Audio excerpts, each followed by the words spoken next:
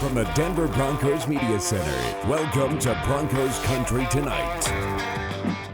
Welcome to Broncos Country Tonight as we get set for the final 9 games of the regular season. And to help me preview that, the great Steve Atwater in studio. What up, Pat? What's going on, It was good to be here with you, man. It's good to have you here. Ben Albright not with us today, and hopefully he'll be back here pretty quick. But I wanted to start here as we have the Titans coming up.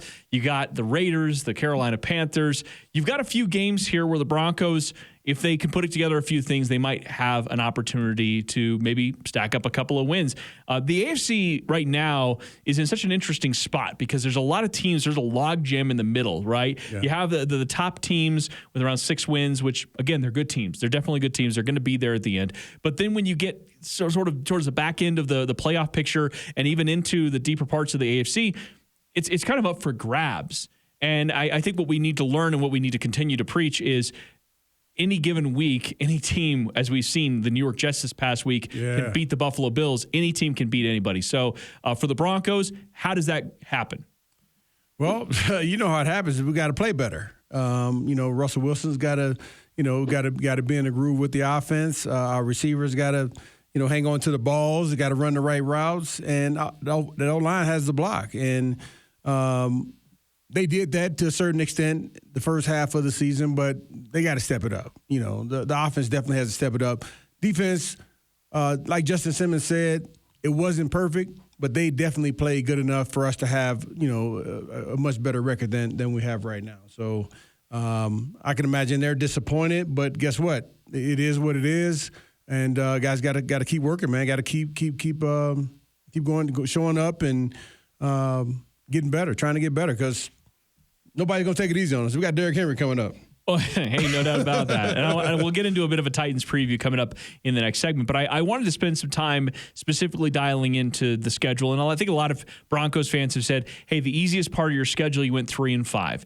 And certainly there's some truth to that, right? What we thought was. That's what we thought. Well, hey, that's what everybody said at the beginning of the season. That's right. And you say those things, right? But now the Jets are a 6-3 team. When we were picking this thing back in May, good point. We're all talking about the New York Jets and what we thought they'd be, right? They're a perfect example. Jacksonville Jaguars are 3-6, right? But they played some teams, some pretty tough teams. They've had some pretty impressive performances. They're only losing by 1 score. They're not getting blown out of any of their games. So I'm just saying, like, the examples here, we never really know. So what I say about that is to say we can all look at the schedule and say the teams on the back end of the schedule are still better than a majority of the teams on the front end of the schedule. Now you look at the Colts, the Raiders. Those are games that we obviously should have won. Well, we should have, but we're past that. Yeah, I know. There's only so much you can do. Yeah, I know. But I'm just saying, those are ones that you look back on and you regret those. Now you regret all of them, obviously, but especially those where you feel like team we got a team that's equal or better than that team, and we just beat ourselves. Certainly. All right. But the point I'm trying to make here is that, first of all, we don't know what those teams are going to be like when the Broncos finally face them, what injuries they're dealing with, what other factors might be involved.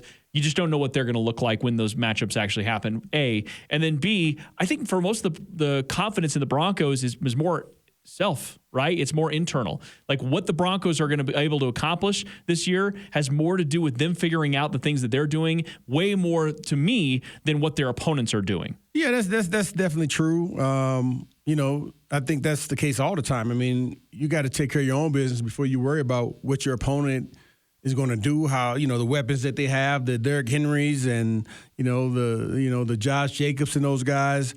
You got to worry about what you can do, and are you executing at a high level? If you're not executing at a high level, you're not going to beat the worst teams. So we definitely got to take a look at ourselves, take a look inward, and see, hey, man, what have we been doing wrong? And we heard Coach Hackett talk about, hey, they're looking at everything over the bye week, and hopefully they can come out with. Hey, look at it like this is a new 9-game season, and we got to win a majority of these games. All right, so give me one thing on the offense, one thing on the defense that you think they can or should have improved on over the bye week as they start this 9-game stretch. One thing offense, one thing defense. Offense, I would say Russell Wilson just having a better feel with the guys. Love that. And just being more in sync with the receivers. We saw that against the Jacksonville Jaguars in London. They had three really long drives. And, they scored on each of those drives. That's really encouraging. So that tells me that, hey, we're heading in the right direction offensively. Okay, on the defense. Defensively, we got to stop the run. That's it. I mean, but you're not wrong. That's it. That is the thing. Like, because again, the defense has been performing such a high level. They're one of the top tier defenses in the league, but that is the one thing. One only thing. And then you got this game against Derrick Henry. You got the one against Josh Jacobs, who always seems to show up for that one. And even Deontay Foreman with the Panthers or Chuba Hubbard. Either one of those guys could get on the Broncos if they're not careful. So 1,000% for whatever the Broncos have done over the bye week, if they can sort of correct that or curb that. Now, I do think they're going to be focused intently on that specifically with the Titans. And like I said, we'll preview that in a second. Oh, yeah. I mean, because that's what they are. That's like the engine of that team. With the mask on that says, hand the ball to Derrick Henry, so they're going to get the ball to Derrick Henry. It's so funny because we spent a whole bunch of time last week before the London game talking about identity on the offense, right? The Titans know exactly who they are. Oh, they know who they are. And, man, they were in that game, and Malik Willis, he didn't play a great game. And I guess we're anticipating Ryan Tannehill being back, who has a much better grasp of that offense, and they're going to be much more explosive with Ryan Tannehill in there. But still, even if Ryan Tannehill doesn't play, guess what? They're still going to hand the ball off to Derrick Henry. We got to stop that run first. And our corner, I have confidence in our defense. They'll take care of the pass game. Okay, so what does that look like? Like as far as the defense stopping the run or being more proficient against the run? Because again, it's one thing to do that against a team that doesn't pass the ball very well. When you go to the Raiders, they pass the ball really, really well, right? And you definitely have to be concerned about a lot of their receiving weapons. Because, again, if they're running and passing against you, that's a problem. But the Titans, at least right now. But it's just, kind of one dimensional. So what goes into that? What goes into just being more proficient there? Everybody just stepping up, really. I mean, I can't really say. Is it a want-to thing or is it schematic? Well, I would say more want-to. Okay. I think the scheme is there. The plays are there to be made. But, either a guy, what I've seen from watching film is, some guys take the easy route, instead of going over the block, meaning, if the guy's trying to block you on your right side, you try to fight your way around him, you may have to give up a couple of yards to do that versus going underneath him, and then you don't have any chance of making the play then, and I've seen several guys do that, and they got to make sure that they take the hard route, even though the guy, he may push you on the ground, anything may happen, but you got to go around to make sure you can get in position to help stop that run game, and you got to have everybody flying to the ball. If you don't have, 11 guys flying to the ball against a Derrick Henry, against a Josh Jacobs, it's going to be difficult to stop them.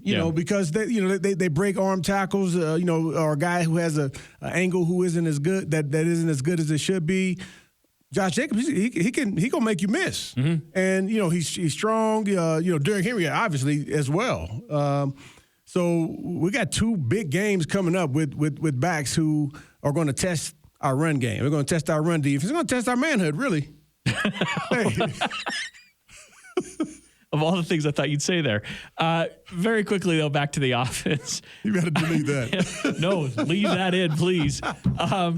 Very quickly, back to the offense. I like that you brought up, you didn't go to, hey, better on third down. You didn't say run at a better clip. You said Russ's comfortability with the receivers. And I think Russ's comfortability has to be the number one thing. Now, is that we've oftentimes gone back and forth on that, saying, well, is that Nathaniel Hackett calling more plays that help Russ out, making him feel more comfortable? Or is that, again, Russ just being more comfortable with the system in general? I think I would stick with your system. I think they've done a good job paring things down to a certain point. In the end, I think you hit it perfect. It's about timing, chemistry with the offense, reps, and knowing where those guys are. And game reps. You can't imitate this in practice. You can't imitate the speed of the game in practice and, what the defenders are going to do and where they're going to be. You have ideas of where they're going to be, but you don't know. And, you got to be able to make those adjustments and be on the same page. When Jerry Jeudy or Cortland Sutton or KJ Hamler runs that route, he's got to be on the same page as Russell Wilson. And Russell Wilson's got to be on the same page as each one of those guys. Mm-hmm. And of course, obviously Dulcich and all the tight ends and that as well. So, and it takes time, man. It takes time. I know Broncos country is tired of hearing that. But I think that it's been enough time now to where we should start seeing some of the fruits of the work there, so fruits of the labor. I'm completely in agreement with you. And if you don't start seeing it, we're going to find out pretty quickly where this team is headed for the remainder of the season. Because if you don't start putting that together, especially at the level your defense is playing at, and you consistently can count on that, if the offense can't find some consistency, a lot of these conversations we're having about this season, they go pretty quickly by the wayside. So, love it. Steve, thank you. Thank you. All right, for Steve Atwater, I'm Ryan Edwards. Thanks for watching Broncos Country Tonight.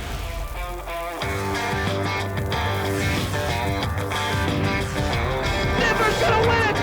You can stand up and salute in Denver, and you got the world champions that live in your town.